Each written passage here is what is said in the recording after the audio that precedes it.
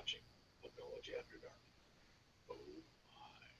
Oh Oh my, what a nice win to come off of that crappy loss in Carolina. Oh yes. You want a post-game show? You got a post-game show. And that's what we're here for. Welcome to Pucknology After Dark, following a 6-3 Sharks over St. Louis Blues. I am Eric, otherwise known as PuckGuy14. You've seen me around the rink a number of times. This is what we do, because no radio station wants to give the Sharks love, so we're here to be your voice throughout the night. To be a part of the show, you can use the hashtag PucknologyAfterDark to ask questions or comment. You can also follow us on Twitter. The Twitter handles you can use tonight are at Pucknology, at PuckGuy14, at AJ_Strong, at Eric Landy. Quickie overview, as I've already told you, nobody else likes to cover the Sharks in the Bay Area except for maybe CSN. CSN is off tonight, so we're here for you to take you all the way through the night. So with us tonight, a good friend and fellow fan of mine, the almighty AJ Strong, with a nice Hawaiian shirt, I must say. Well, thank you. Thank you very much. 4 points from Joe Thornton. Something's getting stroked. That's for way after dark. From SoCal, the guy who spells his name the right way, the awesome Eric Landy. So, is killing defensemen by Blues players a thing now? I think it's the third time in the last 16 years, so starting to wonder if it's becoming a trend. And also, this edition is brought to you by Laundry. Eric hasn't done it yet. If you're a long-time viewer of this show, you know what that's all about. And our great Canadian hockey mind, the always talented Ian Reed. Wow, I don't even know how to top that. I always get, I'm Canadian, so now I get all bashful, and I'm like, hi. Yeah, Are you? No. He's the one that brings validity to this show because he is Canadian after all. Oh, that's right. Yes. Yes. It's always right if Canadian it's Canadian, so it's okay. So he's like our Dickie Dunn. If he says it, it must be true, right? All right, so we have a lot to get to tonight. We will divulge into the transaction that occurred at the crack of dawn a little bit later on. But let's talk about the game since that's fresh in our minds. Sharks win 6-3. It's their 21st road win of the year.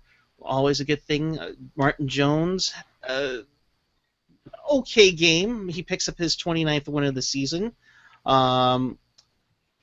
I'll say good evening to Mr. AJ Strong. Your initial thoughts on a 6-3 win?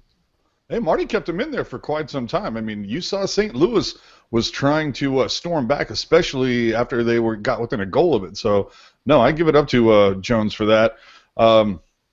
Dude, 2 goals scored by 3 people, but 2 goals on 2-22. Could we get a little more 2 involved in this game?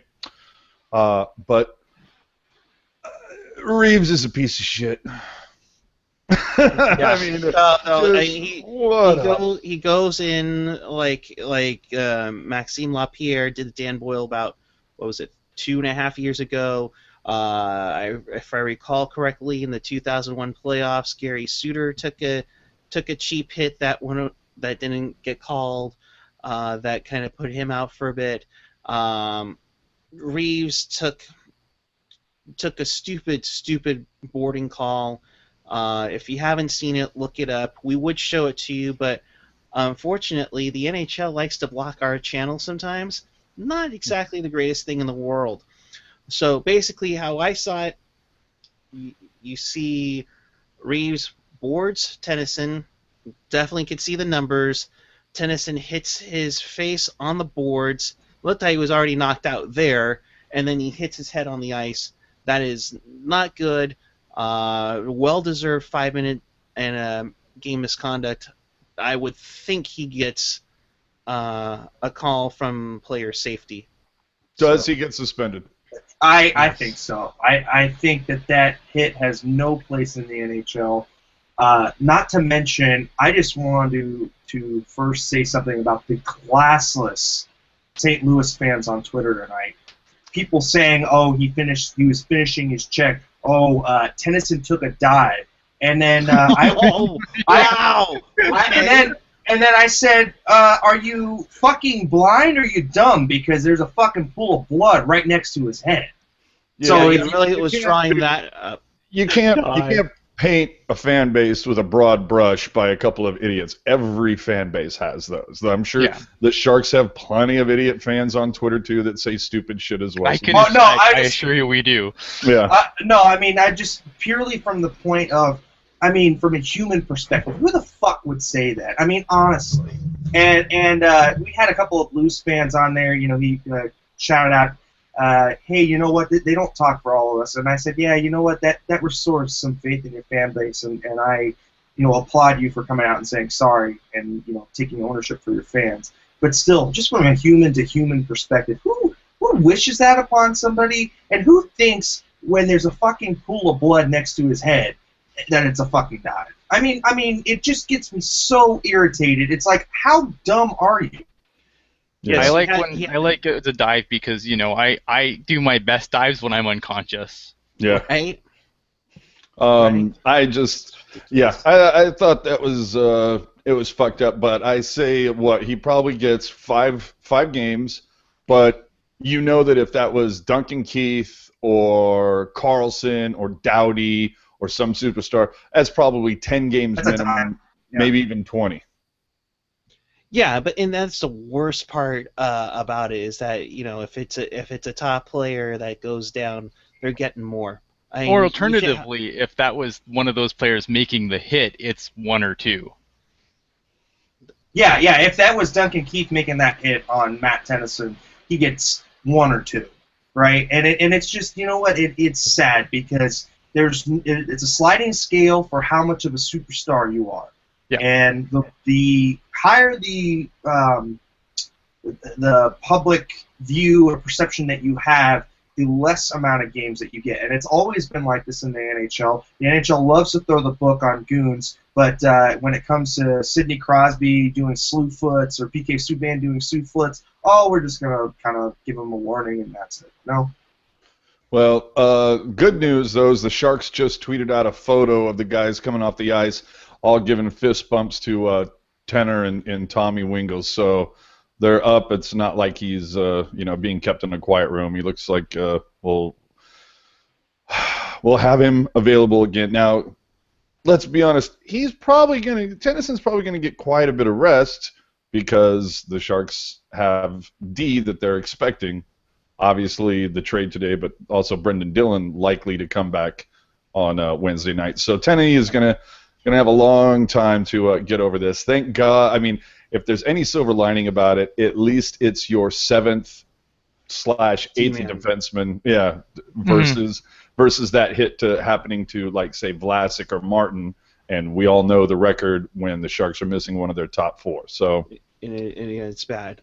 Ian, I'll go to you on your initial thoughts. I mean, we kind of just went right at it. But I know. What did you yeah, I mean, look, the thing with the Ryan Reeves, Ryan Reeves has made the problem with the league is that they're always afraid to hand out that initial suspension because obviously that that starts the repeat offender status. Ryan Reeves has probably made, I think, our friend at not Pete DeBoer, our wonderful Pete DeBoer parody account has made the point that this is 4 such hits in a calendar year for Ryan Reeves. So I'm hoping that the league finally drops the hammer here. But he's just, it seems like there's some of these guys in the league that they do all these, these kind of hits, and they're, this one was pretty egregious, but even when they're more borderline, and then they don't get penalized or they don't get the proper thing, so there's no, when they do finally get suspended, it's like, oh, well, it's 3 games because he's a first-time offender, or it's 2 games because he's a first-time offender. So, yeah, I mean, I saw in the chat people were saying, he probably gets 2. Yeah, I wouldn't be shocked if he gets, maybe 2, hopefully 3. I think that's honestly the best you can hope for, which is sad, but it is what it is. Onto the game itself, I thought that the Sharks played, really well game, and I thought Jones was outstanding, actually. I don't put that third goal on Jones at all. He couldn't see the shot. It was obviously couldn't see through the screen that was in front of him.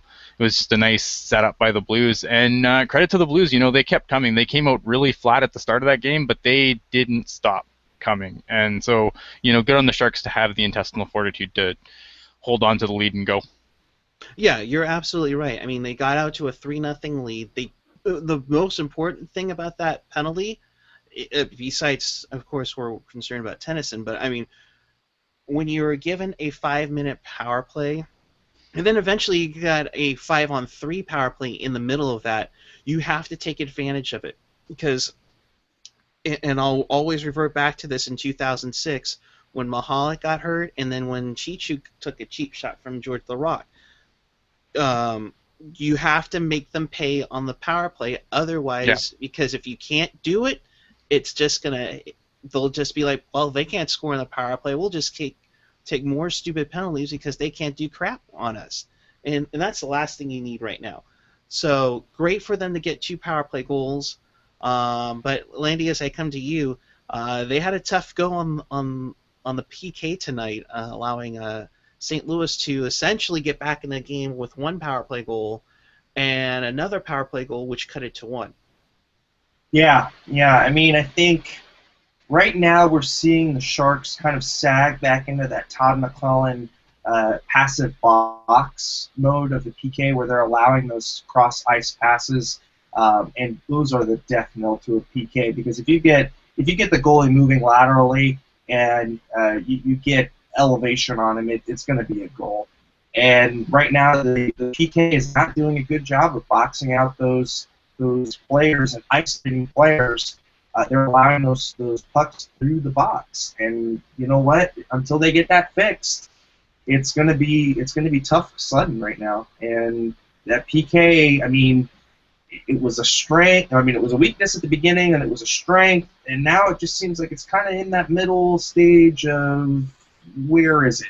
Right now, I think we were about 15th in the league for PK percentage, and tonight's game probably didn't do them any favors, so they're probably looking at 16th, 17th. So, if you got a power play that's executing like the Sharks are, you can live with a mediocre to so-so PK, but man, you've got to tighten up when you get in the playoffs. Yeah, I mean, there's got to be a precedence where you got to be on point, or in essence, you got to be on fleek to make sure that your PK is on big time. Your power play, I think, is more essential than anything. We saw that against the Canucks 3 years ago. When their power play is going, that you can make them pay. And when you make them pay, they're going to be a little more tentative about making bad calls. So it's a great job. I think overall they had a solid victory tonight. Hurdle with 2 goals, Couture with 2 goals. Glad he was okay after taking that high stick, essentially from Braun. Let's go to the chat. Shitting me. Yeah, let's Hurdle, go to the chat. Couture, and Tarasenko are the 3 stars. Jumbo puts up 4 fucking points and isn't even a 3rd star. That is some St. Louis cooking right in there. But the 3 stars are picked by the local media, so there is that. But yeah, so I guess Thornton scoring 4 points. Yeah, fuck that guy. What the point is, I think that's retribution from what happened, what Joe did to Perron a few years ago. That's a big take back to that. Yeah, or the fact that we hurt Brian Elliott tonight. So there's that too. You know what? It's pretty sad when you've got a player who was not doing so hot and now is almost tied for the team scoring. He's come back with a vengeance, and now Jumbo is almost tied. I think he's 1 point behind Pavelski because Pavelski had a point tonight. And you don't give him a star for a 4-point effort? I mean, I you know what? I just don't get it. I don't get it. Well, it's the perfect cherry on the Sunday for tonight's game, you know? It's just a guy has a 4-point night. Yeah, fuck that guy. He's not a top 3, you know. So considering the way the game went tonight, yeah, it's just the perfect, just fucking perfect. Well, we all know Jamie Baker wasn't given the first star in Game 7 in '94. I think Bob Airy got the number 3 star in that game, and he didn't have anything. So it can be a little bit bitter by the broadcast media for sure.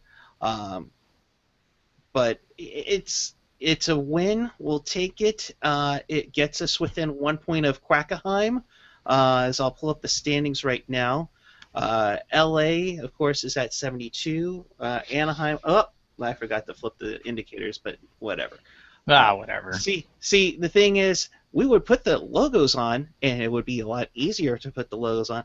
But the NHL likes to just screw us over with, ooh, you're using our logos. Ooh. So Those I are free, fair use. That's the worst part. I like that Calgary totally ripped off your logo.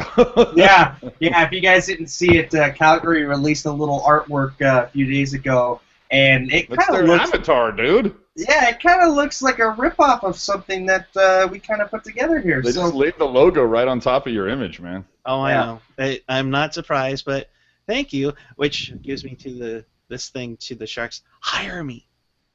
Anyways, Yeah, I was gonna say, yeah, man. I like how Cody is pointing out. Yeah, the SJ Ducks, the Anaheim Sharks. This fucking graphic is all cheesed out. Yeah. We got take something from. it's a cheesier level. Back to you. Yeah. Yeah, we got something from Hockey Jerk on Twitter. He goes, DeBoer just said that Tenor is most likely concussed. Hashtag Pucknology After Dark.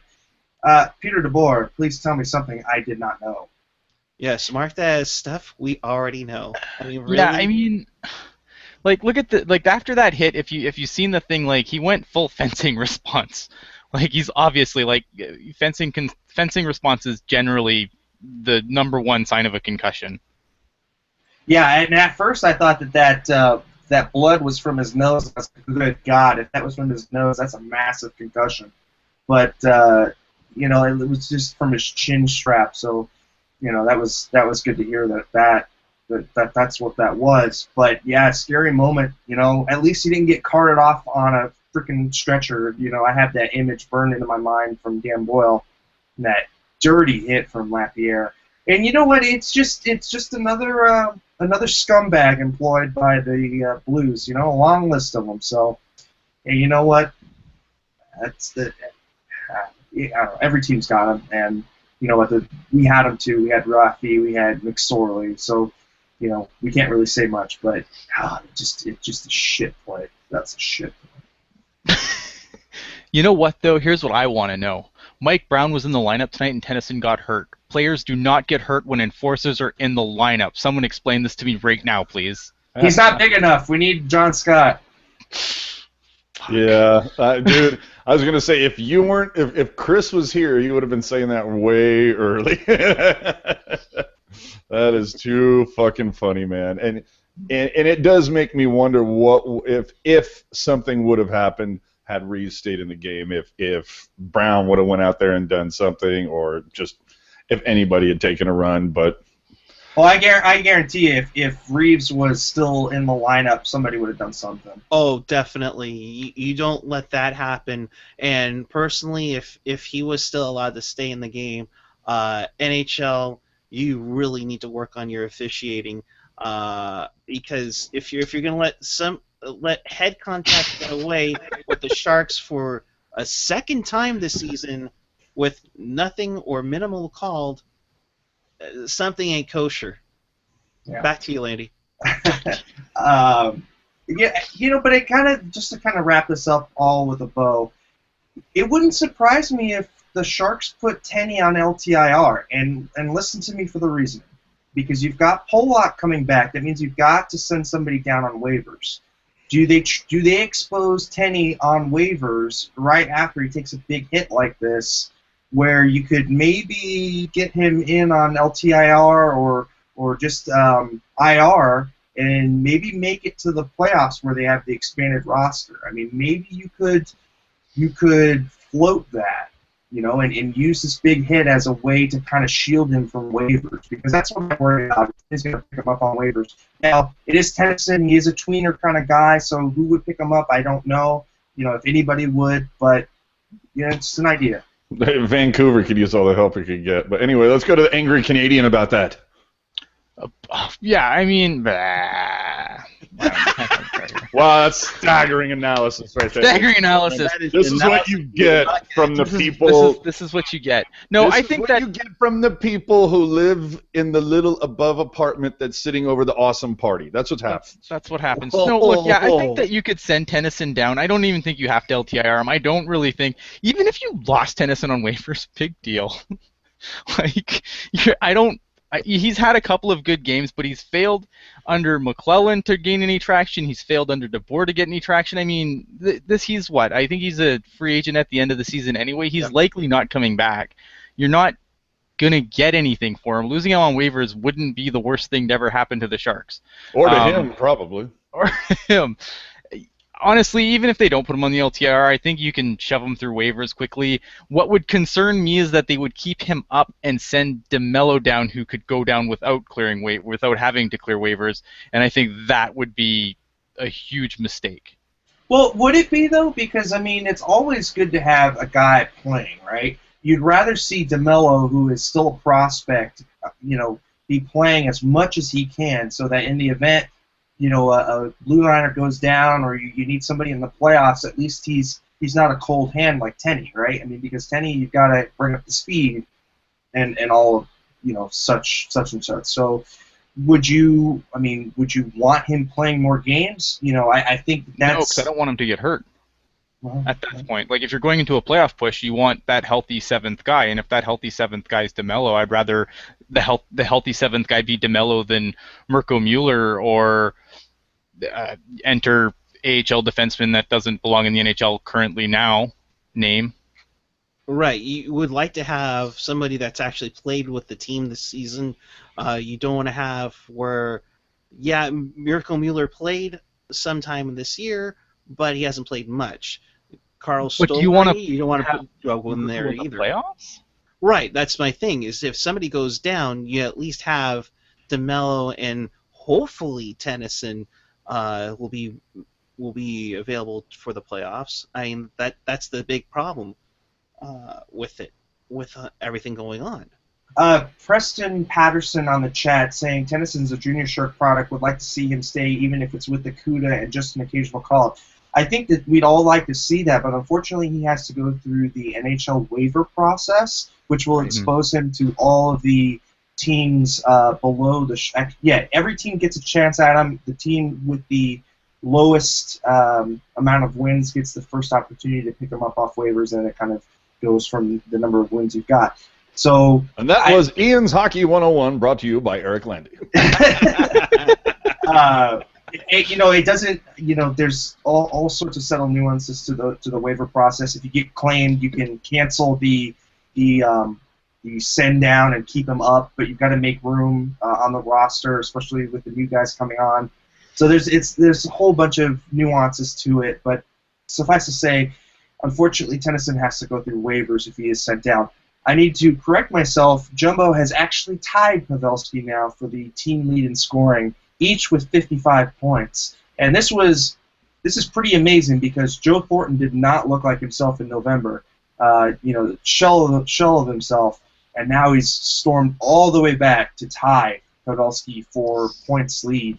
And this is a 36-year-old going on 37 who's almost a point per game. He's at 55 points in 58 games. I think trade him now. Or somebody's working on a new contract extension. Yeah, that's exactly what was going through my head. Oh, and by the way, Rocket, don't worry, we were all thinking that. I was actually thinking that myself. I'm just going, boy, you could just about I feel like, boy, another 2 weeks could go by and you'd hear, Sharks announce 3-year extension with Joe Thornton. And I have no issue with that at all. I don't think it'll happen until the offseason, but yeah. Yeah, I think well, it can't. I don't. He's got one more year, so I don't think he can officially sign until July next 1st. Year. Yeah, July 1st to make that official. I mean, they could probably have it all wrapped up right now if they wanted to, but they can't make it official until July 1. July 1. Also, just before you go into it, Eric, Drew and St. Owen both both saying that he was, well, thinking that he was injured. And yeah, I talked about it too. After that game where he kind of really gingerly came off the ice, and we all thought he looked like a baby deer, coming on the ice or going off, and just did not look like himself. I think he had a concussion, and I think he was playing. And more power to the guy, because, oh my God, if you got a conky and you're playing ice hockey, you're Jesus. Yeah, it just seems like something wasn't right. I don't know if he was injured, had pneumonia or the flu or something. Something wasn't right with Jumbo early on. And the other part too is he's scoring. Remember, the whole joke was he doesn't shoot the puck. He just passes it, and he passed it to the net twice. I mean, this is remarkable. Oh, that sweet no-look deflection off the boards to the empty net. Yeah, the guy's a pro. We got Hockey Jerk on Twitter asking thoughts about number 12. Sharks have been winning games without him getting on the score sheet on a consistent basis. Hashtag Pucknology After Dark. I think that you look at Patrick Marleau and you go, he's put in the position that Couture was put in last year, i.e. he was putting into the shutdown centerman role. He plays against the top line centers of all the other teams.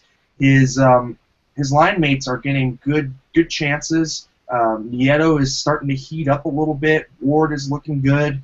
So I don't really worry about Marleau. He's doing all the defensive things correct. He doesn't, he's putting in the back checks. The defensive side of the game is good for him. I think he's okay right now. I don't think we have to worry about him. His points will come. He had a puck go off the crossbar tonight, so I think he's fine. What do you guys think on Patrick Marleau? They have been defensively playing well. Ward has had his chances early on the road trip against Tampa and such. Nieto has had flashes in the pan, or as like we like to call on here and there, Torrey Mitchell 2.0. But Marleau has he has 2 assists in his last 5 games, and he had back-to-back goals in Chicago and at home against Calgary. But then you have to go all the way back to January 21st for his next goal, and in that time he only had 1 assist. So he's consistently inconsistent right now, and it's either a matter of time he gets on his hot streak like he usually does, or it's not cutting it. And if he's gonna stay cold for the whole year, you are in big trouble on that second line. Yeah, you know what though? I mean, the thing is with Marleau is there's an obvious regression here, and I know it pains people to admit it, but he's regressing, and yeah, maybe he's doing the right things with the defensive end of the puck, but you don't make $6 million for that. You can make $6 million to put points on the board, and Marleau for the second year in a row is struggling to do so, and that's the problem. It's not. Yeah, I agree. His play is good, but for how much cap space he's consuming, not cutting it. Yeah, I don't know. I guess I just feel like he's in that same position that Couture was in. He is, but Couture is still producing, and that's part of the thing. I mean, look at Couture tonight. He had 2 goals. I mean, one of them was on the power play, but still, he is still producing. I don't know. I just don't get it. AJ, what do you think? Trade him. No. I mean, no. I've once again we get into the whole Bill Walsh thing. I thought Marleau should have been moved 2 seasons ago. I thought it was time to move on. Not that I'm blaming everything on him by any stretch of the imagination. It's a team game, but no, I just felt like it was time to move on into we knew that core was, this is also when like Boyle's last season. I was kind of like, that core had a really good window and it just didn't come to be. So maybe it's just time to move on and start the rebuild. Start restocking the cupboard, so to speak. Now I've read some stuff. I've heard some stuff on the sports talk lines and whatnot that the Sharks have a decent cupboard, whether it's Meyer, Chartier, or Waugh, whoever. There's several names that you can put. Very few of them are on the blue line, and that's where the problem seems to have lied with the Sharks for a very long time. If Marlowe's going to allow you to get a couple D prospects or a couple picks and a D prospect, that's all well and good, but I'm guarantee you it's probably a lot easier to move a 34-year-old Marlowe with 3 years on his deal than a 36-year-old Marlowe, so who is clearly in decline. So anyway, I would have moved him sooner. It wouldn't surprise me if this is his last year in Teal, but yeah, I would have done it. But but that's just me. Trade everyone. Trade everyone. But with that, You should see us after a loss, folks. Yeah. We're wanting to trade everybody. It's your time and mine. That's right. It's time for Slushy's Corner. Oh yes. Oh, that was awesome, AJ. That was very nice. Right. Let's let everybody know, those who are new to the show, we have a big time fan. Apparently, he's an idol. He idolizes AJ. He loves to hate me. He's on Twitter at SlushyJake. So there's your shout out, bud. And he would always ask these random questions, and we now allow him to have one question per show. So AJ, the floor is yours. If he didn't mute himself. Sorry, I was looking at something else here. Your one question: when the Sharks traded for Mark Messier, they traded a 4th-round pick to the Rangers. Who did that player become? Oh, Jesus Christ. Do I have to name it, or do you know off the top of your head? Wow. the robot is not coming up with anything. I will give you the choices: Artem Anisimov, Brandon Dubitsky, Ryan Callahan. Ryan Callahan? Yeah. I'm pretty sure it was Callie. Okay, and you would all be right. So now we move into the slushy question. I thought that was a slushy question. Well, yeah, but no. That was the Jake question. Now it's time for the slushy question. Right. Slushy question. We're going to take away the first part of it because it doesn't make a whole lot of sense. It's basically if Ray Ratto or Andrew Bench, or I should say if Ray Ratto and Andrew Bench were both drowning and you could only save one, what kind of sandwich would you make? Wow. What sandwich would I make? I'm thinking BLT. No. Italian torpedo all the way. Torpedo all the way. See, I'm going BLT just because when you see those portly fingers of Ratto and Andrew Bench's nose, I just feel like I have to have some bacon. From Chester Chivo, Dude, a fan favorite. Chester, for fuck's sakes, dude, next time DM that to us. Oh, man. All right. Curse Bench Ratto, fuck, marry, kill. Well, hold on. Let's do this for Rocket. Okay, we know she'd fuck Kerr. No. She would not start rumors, guys. Okay, I'm just guessing, and she can. And then hold on, I'm going to guess, and then Rocket can confirm or deny. Fuck, marry, kill for Rocket. I think she fucks Kurz, marries Ratto, and kills Bench because I think everybody here wants to kill Bench. Anyway. No, I'm gonna kill Ratto, and I'm going to. Oh man.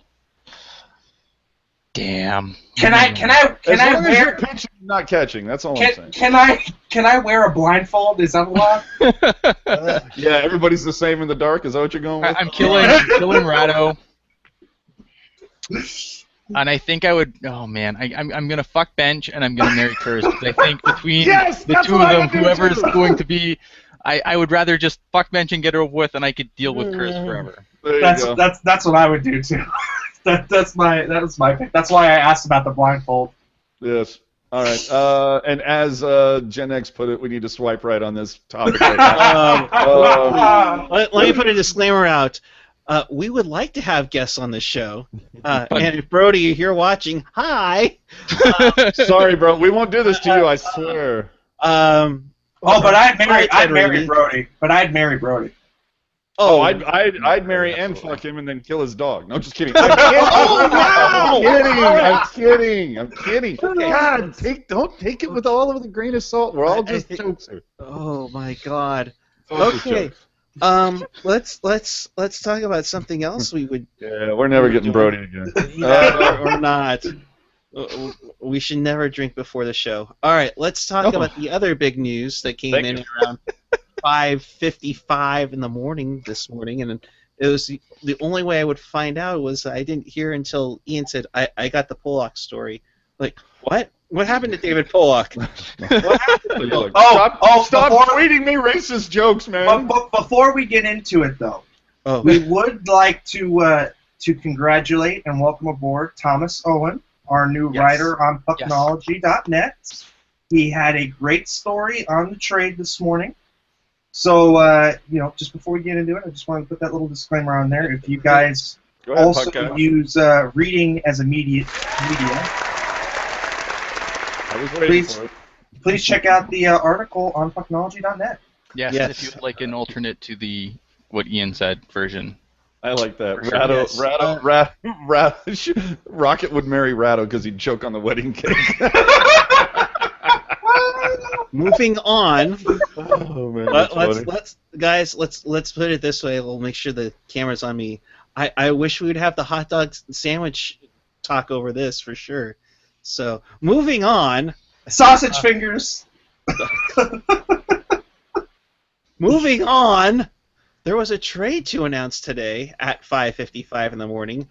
To San Jose went Roman Pollock and Nick Smalling. And to Toronto went Rafi Torres, and 2 second-round picks going to the Toronto Maple Leafs. My first question when I woke up to this is, why would anybody want Leafs players? And in two second-round picks, because we don't do anything with our first. Let's trade our twos. Ian, I will start with you since you were the first to break it this morning. I think you had the blog post up before the Sharks even tweeted it. I don't know if I'd go that far, but I do have the East Coast advantage on this one. Thank you very much. I don't hate this insider. trade. I don't hate this trade. Is it an overpayment? Yeah, probably is. And do the Leafs win it? Yeah, they probably do. So you're probably saying, well, how can you not hate this trade then? The reason I don't hate this trade is because their second-round picks since 2017 and 2018. These picks are easily recouped. It seems like everything, like second-round picks, kind of like the default. I want this guy. Okay, cool. Second-round pick. Yeah, cool. Done. I don't mind this trade. Look, the Sharks. Everyone's been complaining about one thing that the Sharks need, and that is, a veteran bottom pair defense. And Roman Pollock's going to fit that need. A lot of people think he's slow. He's not that slow if he's skating in a straight line. He's actually kind of fast. His lateral movement, not so good. But I think that he's going to be fine on the bottom pair with Dylan. He's a good stay-at-home, but he's a serviceable stay-at-home defenseman. And I also think that if the Sharks do suffer an injury in their top four, then he can move up and fill that need. So I don't mind it from that perspective. I actually don't mind Nick Smalling. I know Nick Smalling hasn't had a great season in Toronto, but if you look at some of the underlying numbers, I said in my article today that he's actually, I consider him to be kind of an upgrade on Wingles. And let me explain that, because I know I got some flack for that today. With Wingles, Wingles has this supposed offensive upside that never seems to come through. Like, by this point in his career, he should probably be a guaranteed 20-goal scorer, and he's nowhere near that. I will take Nick Spalling's defensive game on the bottom six over Tommy Wingles anywhere at this point, to be completely honest, because I just feel like With Tommy Wingles, yeah, there's potential, but we're just not seeing it. It's just not coming out. It's like he's just kind of plateaued too early. So that's why I kind of like this trade. I wouldn't be shocked to see if Nick Spalling is actually in the long-term plans. I don't know about Roman Pollock being in the long-term plans because, well, he's only 29. There's a lot of wear on those tires already. And, the one thing that you should be concerned with is there are some injury issues with him. So that's kind of my take on the trade. I'll let you guys have it. Yeah, well, I'd like to go next if that's okay. How about no? No, go ahead. So I was listening to the Hockey Central at noon, guys. I don't know if you guys listen to that podcast, but pretty good. It's a little Toronto-centric, but hey, we can't all be perfect. Basically, they were going over the trade saying Doug Wilson put a premium on this year's draft. He said he's not moving this pick. So you've got to figure that upped the price for both players because the further you Doug get. Wilson has such a great history of drafting defensemen. But go ahead. No, but it's just as far as it ups the price if you move out the draft year, right? So like if you're not going this year, but you're going next year, you've got to move that pick up. So let's say it was if the price was actually 2/3, then it goes up to 2 seconds because it's delaying the time that they get to take the picks in. So that was one deal. The other deal is we all got to remember that Rafi Torres was included in this, and it's basically a salary cap dump. So that also increases the price. So deadline day, I think the prices probably would have been more like a third and a fourth, and maybe a C-level prospect, but even that C-level prospect, that's kind of stretching. But a third and a fourth is what I would have paid deadline day. If it was like a real last-second kind of deal and you got Toronto basically giving these players away, you might have gone for 2/4.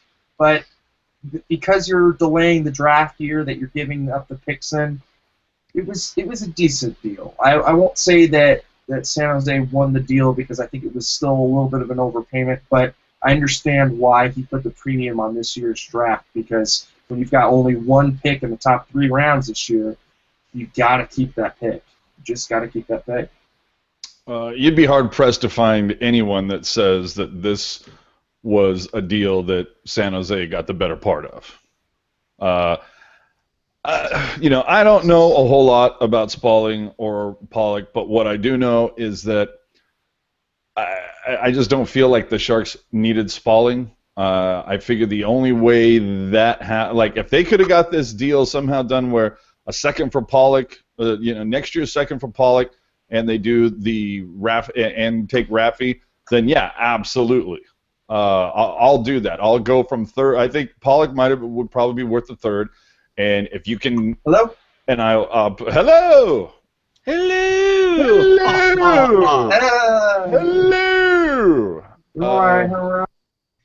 So anyway, I think I would have given up a third for Paul, but I can understand them bumping it to a second if they're going to take on Rafi Torres too to get him off. Spalling to me is just kind of like, from most of the reports that I've read about and what I've listened to on the TSN networks and whatnot, is they basically said he's a fourth liner guy. The Sharks have a shitload of fourth line guys. And I'd rather I'd rather take another flyer on Ben Smith, who seems to be doing pretty well with the CUDA as of late. I'd rather look at Goodrow. I just felt like, why are you adding more? For me, but like I said, I'm not totally familiar with these guys. Don't know the whole background. If Ian says that the Sharks did the right thing here, I'll trust the angry Canadian. But I just feel like it was overpayment. I keep one of the seconds. A second and Torres for Pollock. I'd make that deal. I just didn't understand Spalling at all. That's all. Well, here's the thing, though. Hold on. I want to interject and hello again. Oh, good for you. Okay, you got to remember that Pollock's got the best plus-minus on Toronto, which is a shit-ass team. Yeah, I don't have the biggest problem with Pollock and Spalling. Explain. Here, okay, let me chime in on that then. Hang on. Let Eric talk first. And if it keeps Mike Brown out of the lineup, I will pay a second-round pick for that shit. See, was all I gotta say. that's silly. Here's the thing though, because you do bring up a good point. Like AJ brings up an excellent point about Ha-ha! having guys, and in the chat, about having guys like Ben Smith and Barclay Goodrow already in the system, and I am with you on that. But here's the problem: Ben Smith, the coaching staff has no use for him. It's pointless to have a guy if your coach isn't going to play him. Bam. So if Ben Smith can't crack the roster under Peter DeBoer's system for whatever stupid reason, it makes no sense. He might as well not be there. How do you not involve Ben Smith then in a deal? Exactly. Move him later. I don't. Well, because Toronto wants the picks. They don't need Ben Smith. Well, then do you see? Well, and the other thing, I'm just on Pollock quick. but I'm It saying wasn't like the Sharks Ben were the only Smith in a team. deal that maybe you end up a three-way deal, or because we still haven't solved the Stalock situation. Maybe Well, I'm sure you you work out can- some sort of a deal where it's Ben Smith in one place for a pick to Toronto, and then James Reimer to San Jose or something. But even still, that's if they actually want to dump Reimer, and I'm not completely. Well, and it's also, Here- when was the last time you saw a three-way pick for a fucking second-tier goalie? Here's the other thing though. With Pollock, it wasn't like the Sharks were the only team making calls on this guy, which obviously is going to drive up the price as well. There's not a ton of none of the defensemen. Like I've heard, like why didn't they get this defenseman? Really, there's none of these bottom tier defensemen that were available. If you're living on planet Earth where you're not getting Yandel and you're not getting PK Subban. The one that I heard the most was Ham Hughes. Oh, Right, No, and the you know other what? one was Tom Gilbert. Yeah. I don't know. I'm not high on Hughes either. I'm not high on Hamus or Tom Gilbert, who was the other guy that was supposedly being shopped around. So, yeah, I totally agree. And as far as a backup goalie goes, you can score a backup goalie for like a 7th rounder on deadline day. So It's just the line that a line that I heard today. Shouts out to Hockey Jerk. What's up, bro? The line that I heard from a couple TSN stations today was essentially that you get Pollock when you want to solidify your bottom third pairing. You get Ham Hughes if you want to make the top 4 better. Right. My point is this, and I agree with you on the Ham Hughes part. If you're going to want to make your top 4 better, you go after him. Pollock was basically what they were looking for. They were looking for all year long to find a guy that will fit with Dylan on the number 6D man. DeMello did a fantastic job, and I think he's got a future with the team, and he might be with the team next year as a number 6. Dear Hello. God, man. And that's not even my dogs. Who let the dogs out? Hey, don't make fun of St. Louis's goal song. Is that seriously what it is? Oh, well, after they do the Saints Go Marching In, they go with Who Let the Dogs Out. Oh, for fuck's sake. Okay, go ahead. But my point is, Pollock is a guy that they would go for. You needed a defenseman who likes to throw the body.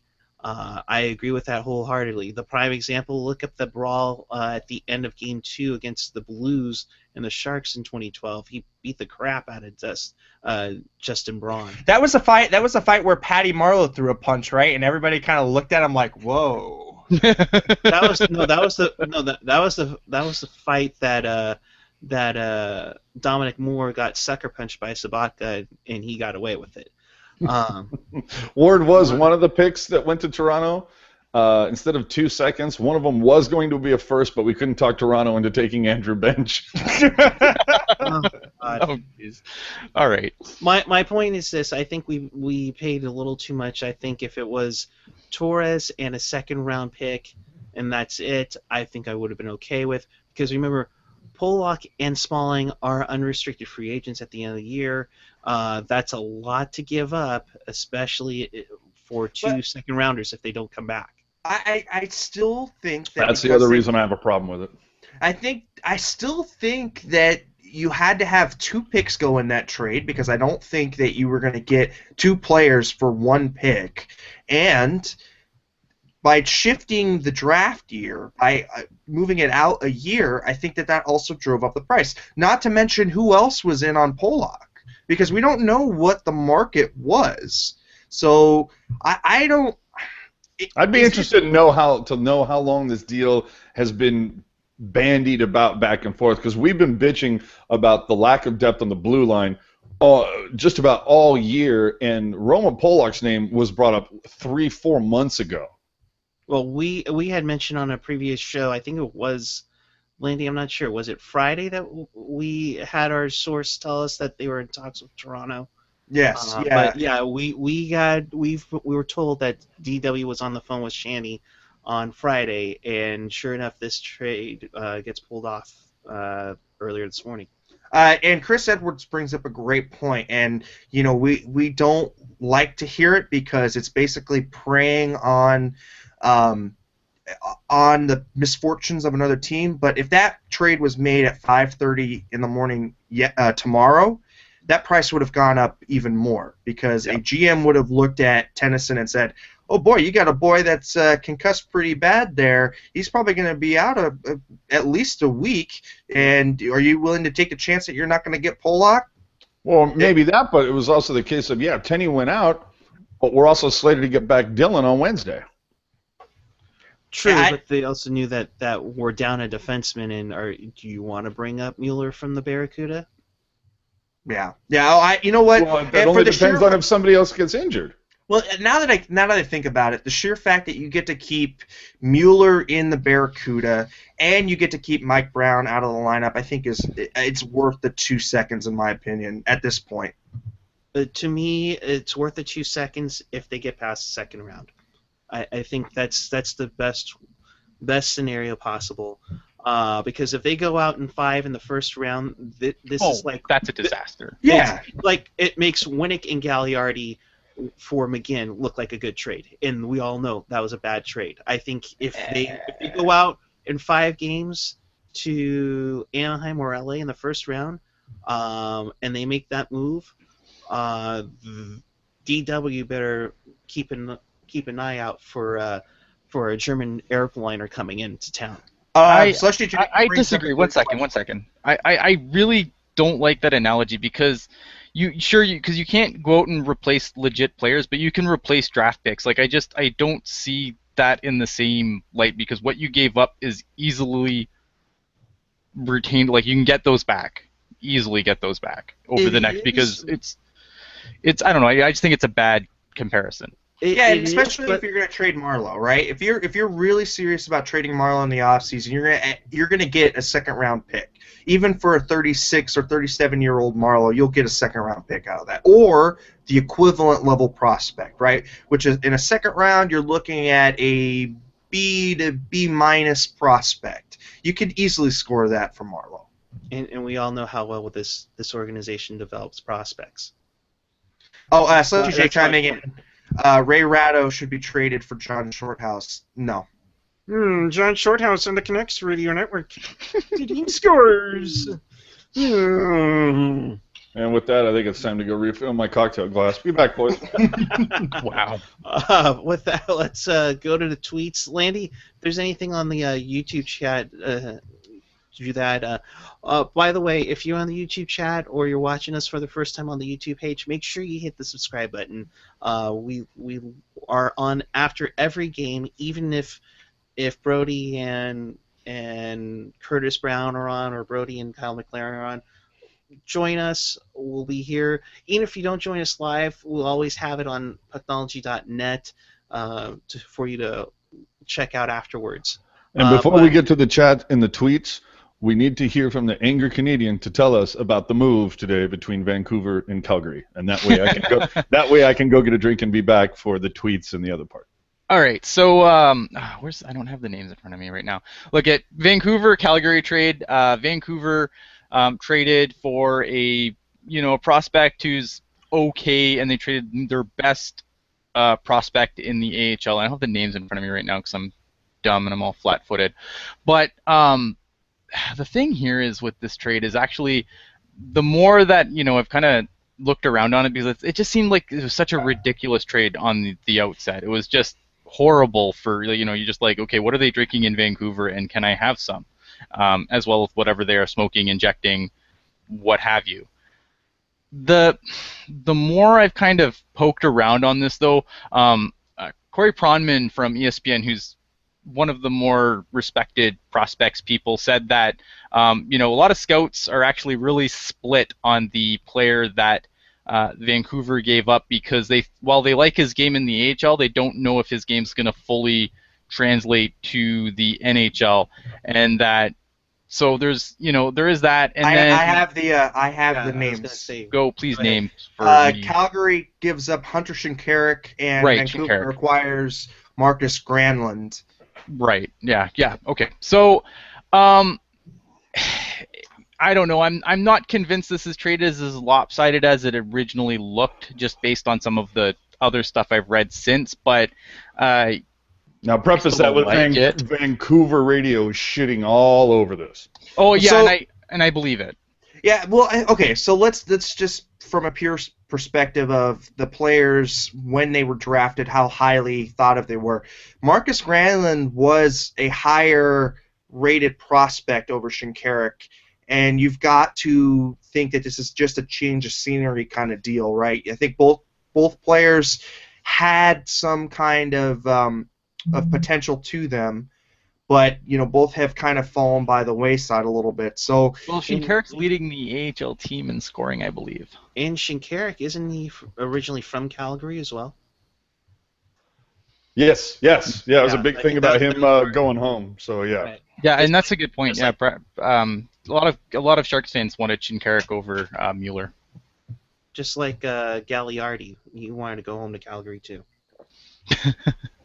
That worked Yeah, out well. didn't it? what's up? What's up with Calgary? Like, what? Why do people want to go back there? Isn't it cold all the time? Well, the Not same cold thing as with Edmonton. I'm just Oh! okay. Yeah, but let me just. Why do players want to go to Calgary? Let me just say, go back to I believe about 2004. Red Just- Mile. Just Red Mile. Google 2004 Red Mile. That's why motherfuckers want to play there. What was that? Redmile.ca? or I something? believe Yeah, so. Yeah, that was very interesting, and I don't think the site's up anymore, but oh my, was that interesting. But now let's go to the tweets. Lane, do you have any stuff from the YouTube chat? No, we've been pretty much keeping up with it most of the time. All right, well, thanks. Talking about Aaron Dell needs a call up. I think that you could go one of two ways with the backup goalie situation. I think it would be a good idea to give Aaron Dell a call up and not have to waste any kind of picks or prospects on him.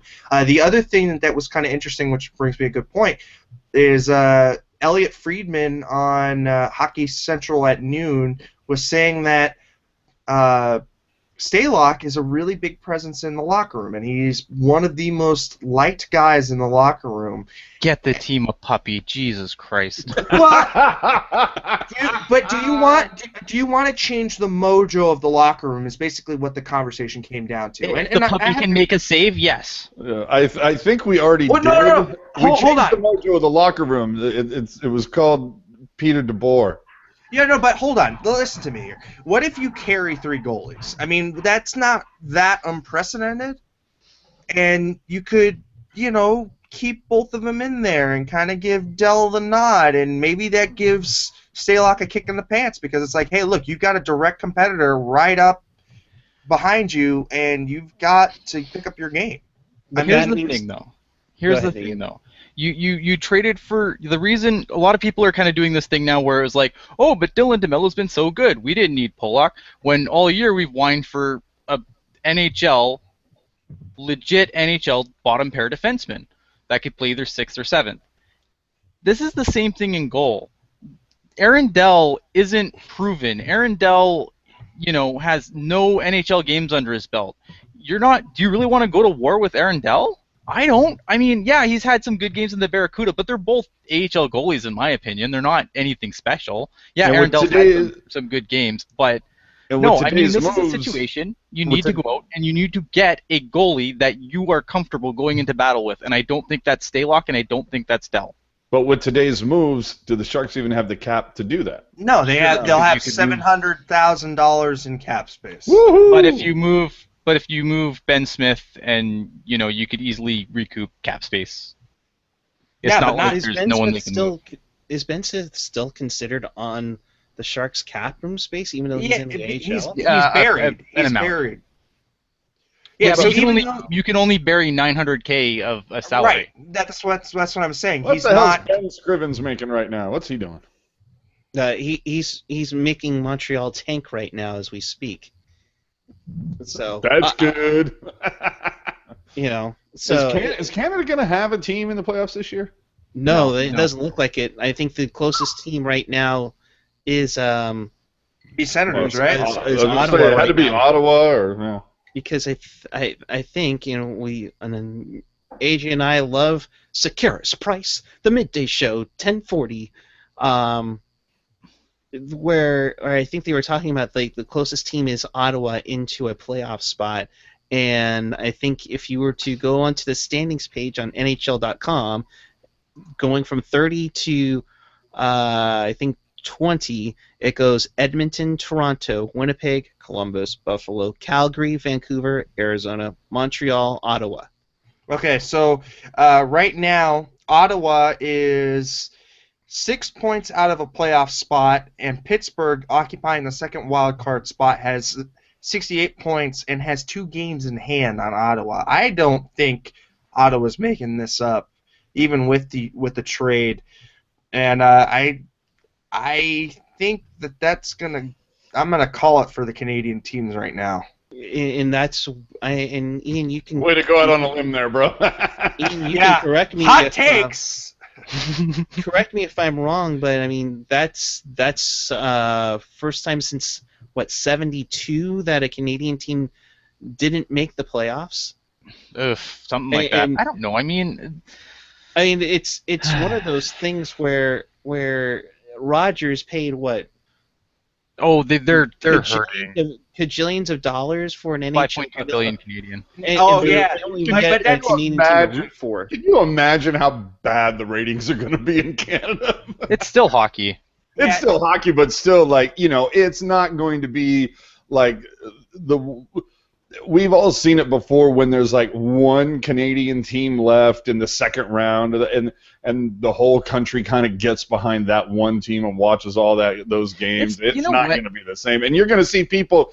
You're going to see some angry Canadians, of which you are one, just say, you know what? Fuck it. I'm not even watching hockey because not even one Canada team can get in there and blah, blah, blah. Yeah, but look at most teams. At least half the team is Canadian. I mean, Jesus Christ, there were more Canadians on Boston than there were on Vancouver in 2010. Here's the thing, honestly. How does that have to do with A lot of that Canada's team shit, that's media-driven hype. Like, it's just they want you to watch. They need to give you like they think they need to give you a rooting interest. But I'm gonna let you in on a little secret. A lot of Canadians have teams outside of Canada that they cheer for. Yeah, your case in point. I mean, you know what? Yeah, obviously, would Toronto being in the playoffs be a huge boost for playoff numbers? Absolutely. But you know what? People are gonna watch because Canadians are dumb and it's hockey, and we don't care. Chris wanting to know, what do Canadians do when they don't watch hockey? Yeah, I don't know. there's always the Blue Jays, right? Yeah, I guess. Yeah, baseball and hockey overlap. Okay. No. So, guys, we got to talk a little bit about the division. What's up with Anaheim now being a +5? Where the Dude, hell did that come from? Dude, I mean, we talked about it after the last Pucknology. The fact they started off 1-9, and they flipped this shit around and are now 3 points out of the division lead. And the funny thing is before the season started, Ian and I did a Pacific Division preview for Teal Tinted Glasses.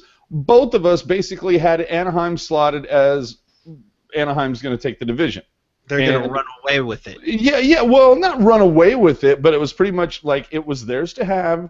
And I think we both agreed that 2 and 3. We thought that Calgary was going to be better than they ended up being. Way better than they were. Yeah, Boy, am I dumb. we thought they were better balanced. Well, yeah, but anyway, we thought that 2 and 3 were going to fall between San Jose, LA, and Calgary, which is essentially how it has gone. And I'll tell you, around Thanksgiving, I remember tweeting Ian going, dude, if you go back and listen to that Pacific preview, we sound like complete fucking idiots because Anaheim's in the in the basement and blah blah blah, and now it's all of a sudden, look at us, we know what we're talking about, goddammit. Here's the thing too with Anaheim, and I said this on the last Teal Tin Glasses too, is that when you get off to a terrible start, you always get all the whenever you start hot or start bad, that gets a ton of coverage. But then when you kind of flip it around in the middle, no one seems to really pay attention. And what no one's paid attention to is the fact that Anaheim's pretty much been the best team in the league since December. Yeah, they've been rolling. Since Christmas, they have the best record. And didn't they do this? I think it was either the first or the second year under Bruce Boudreau. They just had a terrible start, and they went all the way back and climbed back into the playoffs, but basically it burnt out all of their players, and they kind of flamed out in the first round. Do you guys think that we'd see that again? Because it's taken a lot of steam to get back into the playoff picture, man.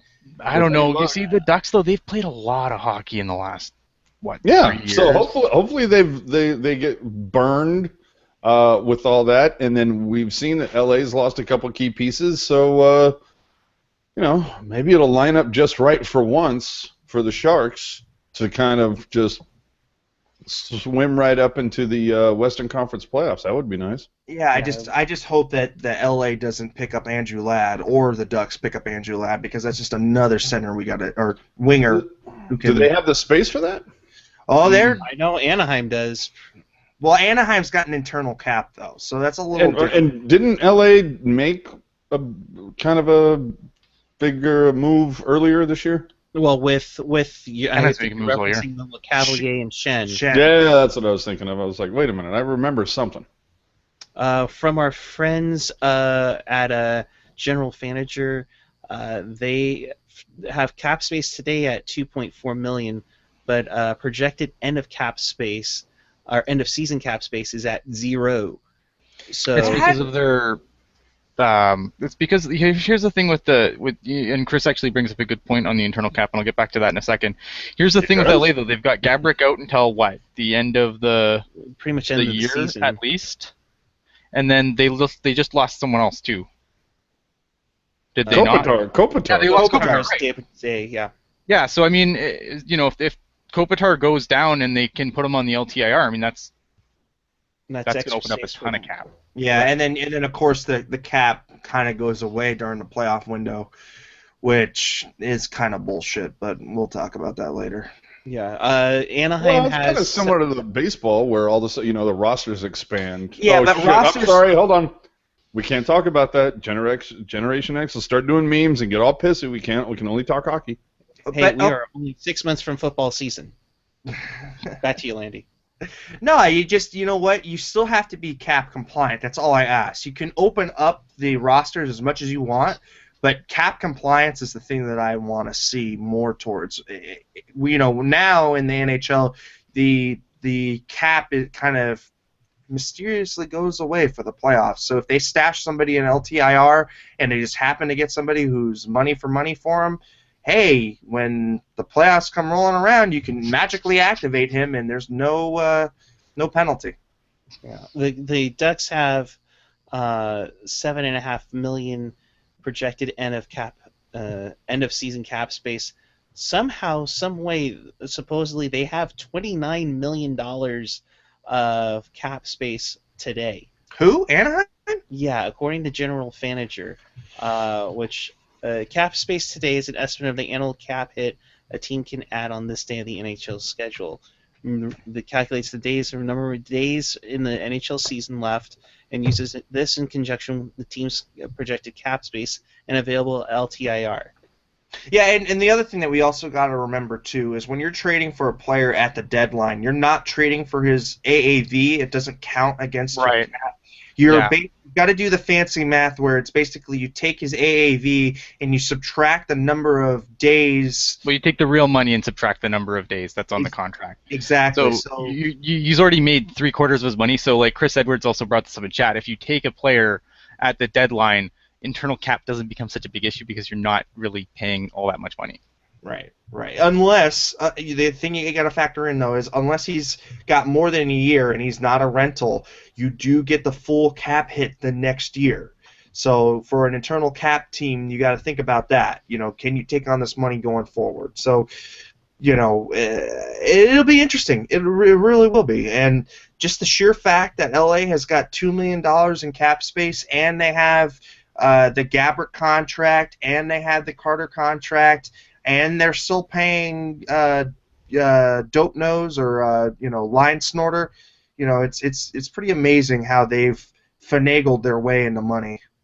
We've gotten away with a lot of things because think about if they had Voinov on the cap hit, that magically went away, and they magically got away with Richards' contract, which I still can't believe.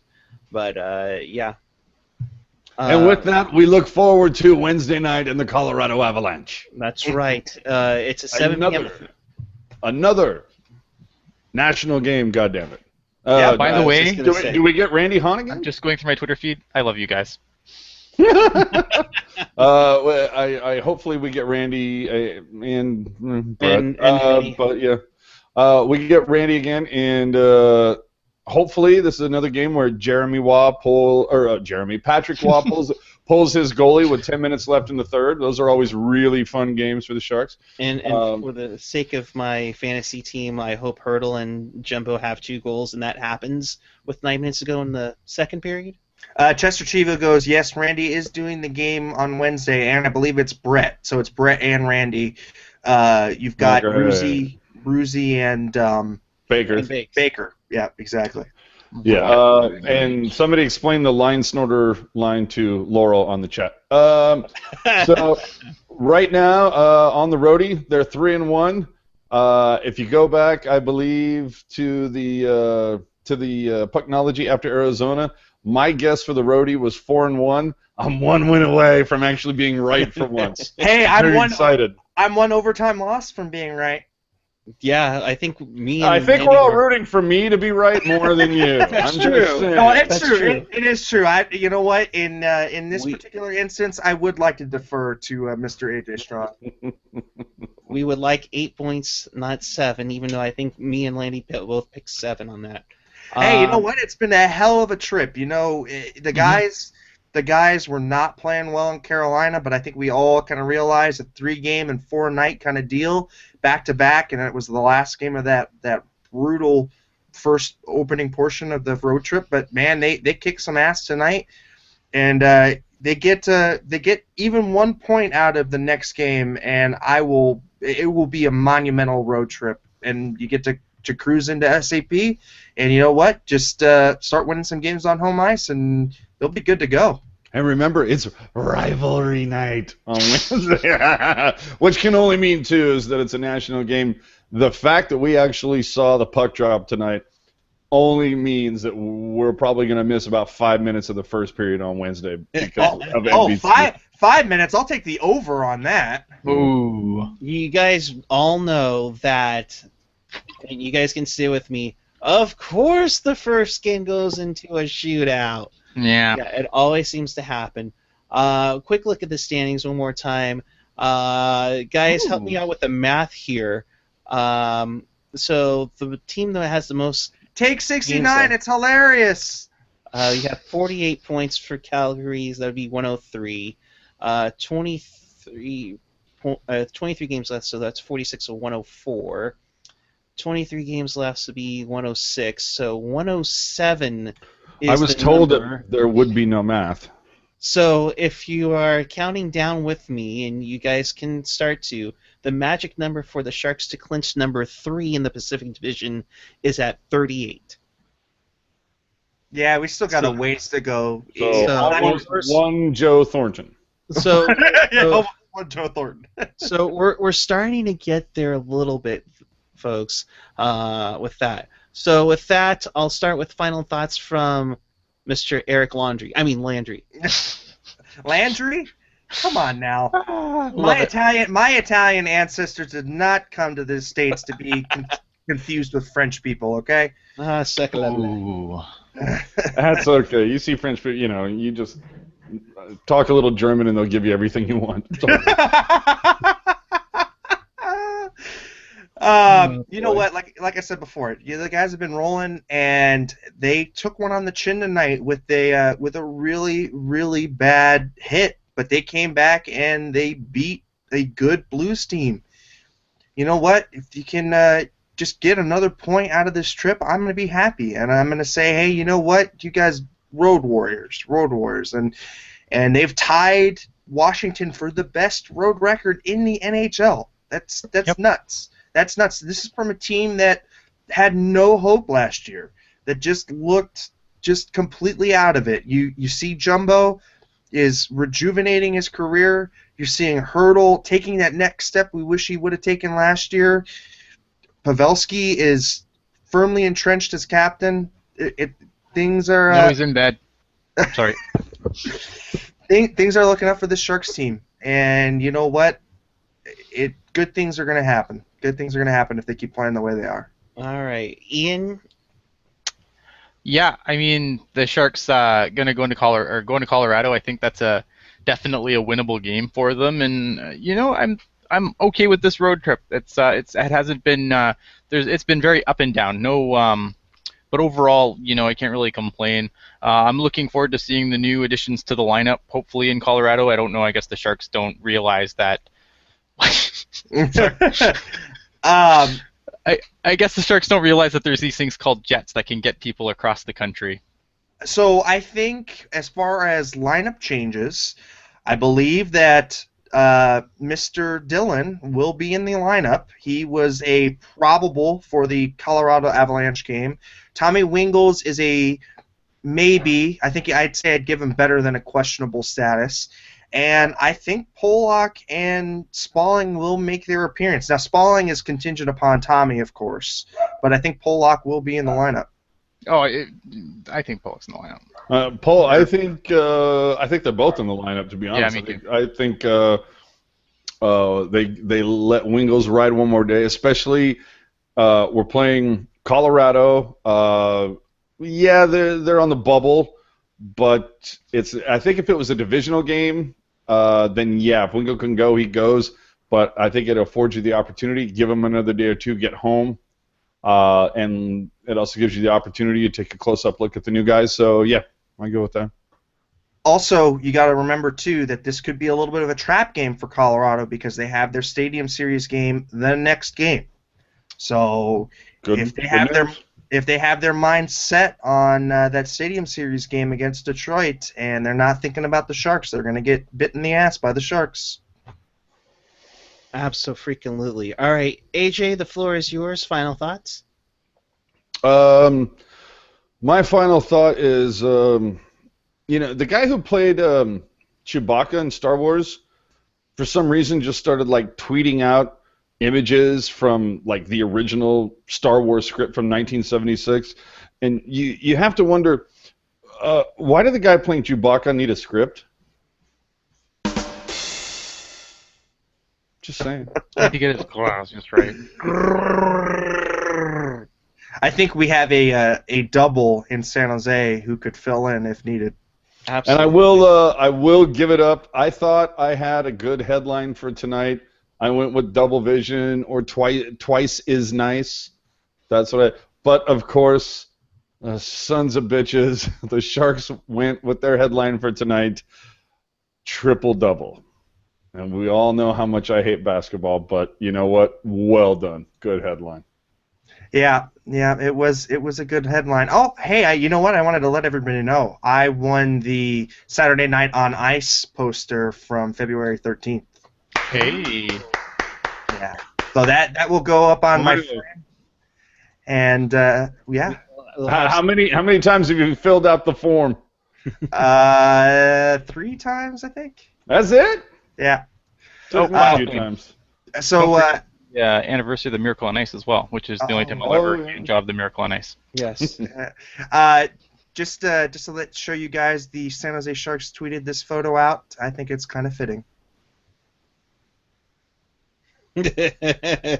Somebody's very happy after.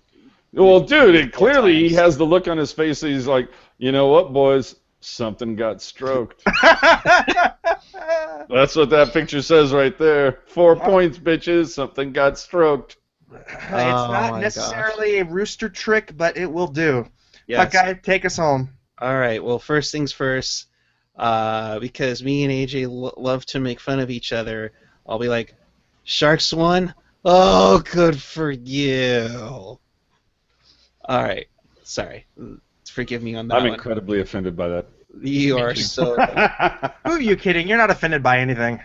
I'm offended right now. Well, you're Yo, Canadian. you're Canadian. You're offended at everything. Bro, No, actually, that's wait, the- I'll be... No, No, that's right. Canadians, Also, dude. Canadians never get offended. They get somewhat upset. Apologetic. They'll apologize for being offended. With that, a couple reminders. March 5th, that's now next Saturday night, is the annual gathering of Sharks fans on Twitter, the Sharks Tweet Up. Two Saturdays, not next Saturday. Okay, whatever. Thank Learn you. the calendar. Because I'll be driving up, okay? So I'm not driving up this weekend. I'm driving up in 2 weekends. All right, fine. In 2 bro? Saturdays. No. Well, hold on. You said next Saturday. Next Saturday is 2 Saturdays. God, you guys both suck at this. With that, let's just keep going. March 5th, that's a Saturday. That's when the Sharks will play the Canucks for the 830th time in the week. It's the Sharks Tweet Up. We will, for now, meet in front of the Sharks Foundation kiosk, trying to get something together really special. And I'm not talking about the infamous buttons. Which, speaking of which, Cafe Press, I use a logo that's been used on buttons for 6 times now. No need to copyright it. And on April 9th, everyone that goes to Fan Appreciation Night, we are encouraging you to wear teal and as much of it as possible as we prepare to go into the playoffs. So with that being said, make sure you subscribe to the YouTube channel below. Make sure you check out Pucknology.net. In addition to Thomas Owen, we also have Gentry Alexander, who we've seen on here on After Dark many times. He will begin to contribute. Also, a friend of mine, Cassie Houchin, she's going to be joining us as well. And, of course, Wednesday night is an NBCSN game, which means you're stuck with us one more game. So make sure you tell your friend. I know, poor us, or poor you. We will be the only we'll be the most internationally Globally, bitch! That's right. That's what I'm talking about. Is it international if I'm not here? Yeah.